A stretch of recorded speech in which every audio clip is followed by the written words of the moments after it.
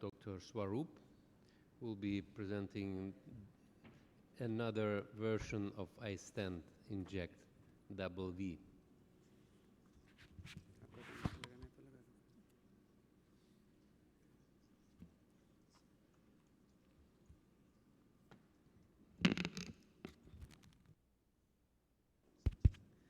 This is the first time I'm going to be presenting on a glaucoma topic after my post-graduation. But it's actually a very interesting device and I've been enjoying using it. I'm a cataract, cornea and refractive surgeon, and hesitatingly I started using these for glaucoma cases, but I think I've been quite happy and the outcomes are very, very encouraging, as was alluded to by the previous speaker, and I'll just share our experience as well. So glaucoma, we know, is the second most common cause of blindness. It's a significant disease causing a lot of morbidity, 76 million people. And as the population ages, the amount of glaucoma is going to increase. So treatment options for glaucoma, predominantly in India, the medical therapy is what largely rules the roost. And laser trabeculoplasty, though, can be used for milder cases, but because of the cost and availability, I think that's not really something which is taken up very well. Among surgical options, filtering trabeculectomy is the mainstay of treatment. It's the gold standard. And then more advanced cases, tube shunts come into place. But we know that these have side effects, and that is why they are reserved for more advanced cases. Now, the problem with medical therapy is only about 50% actually properly comply with medical therapy. And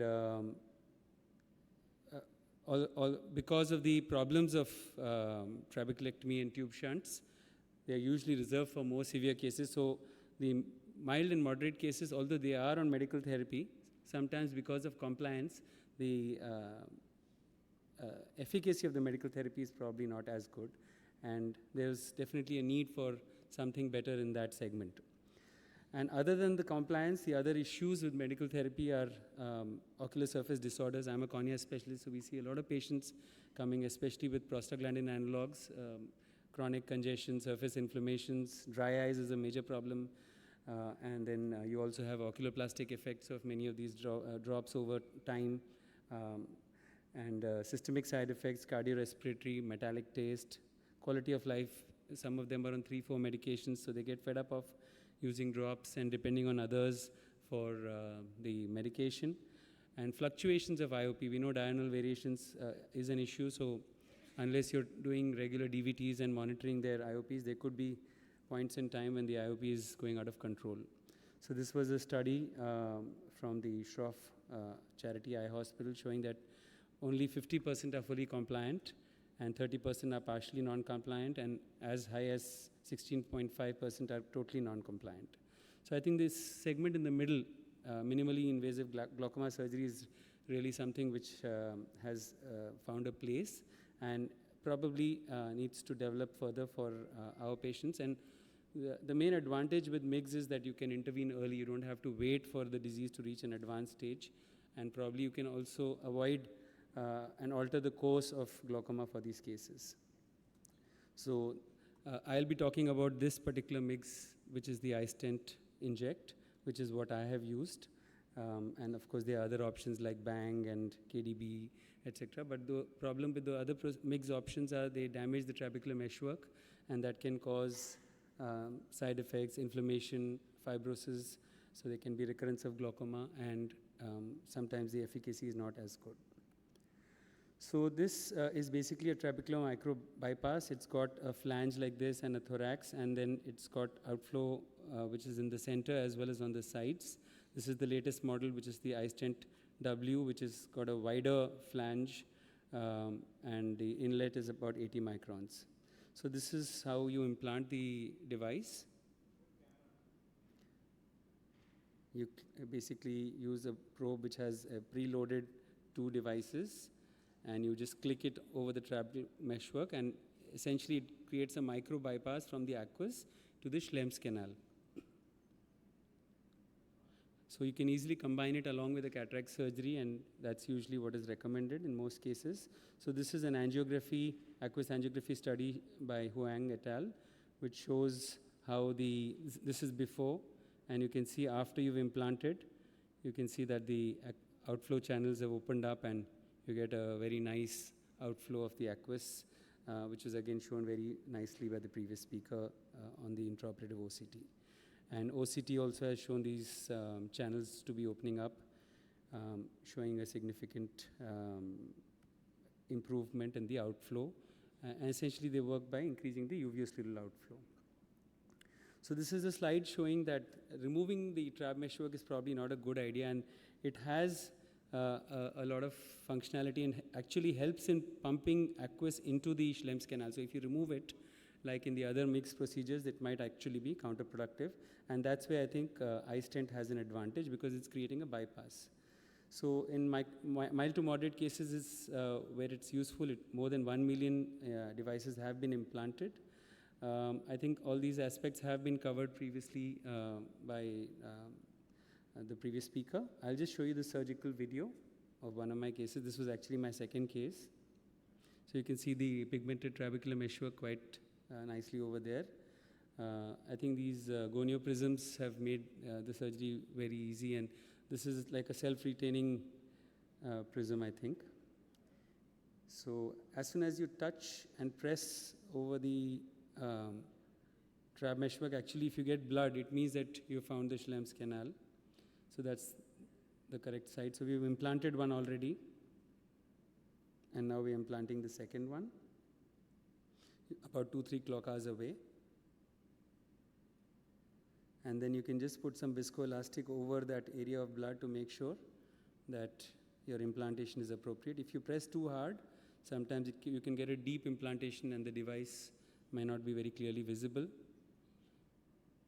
An oblique implantation also is not a good idea, because then it won't be implanted properly. So you can see the device quite nicely over there, sitting exactly over the pigmented trab meshwork. And this is the second device, which is visible quite well over there. So that's a good implantation. So there have been a couple of cases in which my implantation was a little deep for one of the two devices, but almost every case, the IOP reduction has been significant. So I think the advantages are it's a painless, sutureless procedure, probably one of the safest mixed procedures, and it has a potential to eliminate and reduce the eye drop burden, restores aqueous outflow naturally, potential to improve the ocular surface health, so you can do away with the side effects of topical medication, retards the progression of glaucoma, better quality of life, and preserve the potential for future treatment. So you could add more iStents later, you could do other procedures which remove the trab meshwork, you could do filtering procedures, tube shunts, etc. So this is a study which has shown that over 5 years, most of the parameters remain quite stable, and whether it's done standalone or along with the cataract surgery.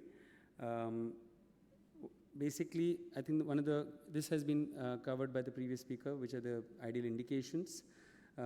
Basically, mild to moderate cases and open angle glaucomas are the ones which work really well, and not too advanced optic disc damage. Another big advantage, I think, is that it is covered by insurance. So if your patient has insurance, I've had complete approval in cashless in these cases, so that's a big advantage. So patients who can afford, of course, they can pay, and if they have insurance, then the insurance will pay. And please make use of that. The insurance will pay for this. So we've used this for about 12 cases. 9 cases have a follow-up of 9 months or more. And you can see we've been able to eliminate drops in almost most of them. And in 3 of them, we had to just continue 1 drop. And one of those patients was actually on 4 drops and had to only continue 1 drop. And it worked really well with a wonderful outcome. You can see the IOP previously was with medication on baseline.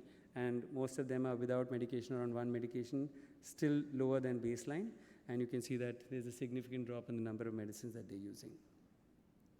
So to conclude, choose iStent inject when your priority is cataract surgery. So along with cataract surgery, you can easily combine this. It just adds maybe 5 minutes to your procedure with excellent safety profile, allows IOP reduction and drop reduction, improved compliance and better quality of life for the patient, and definitely good for mild to moderate patients with open angle disease.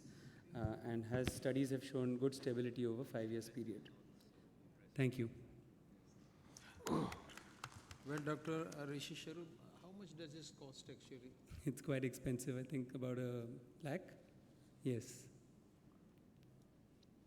How much it is costing?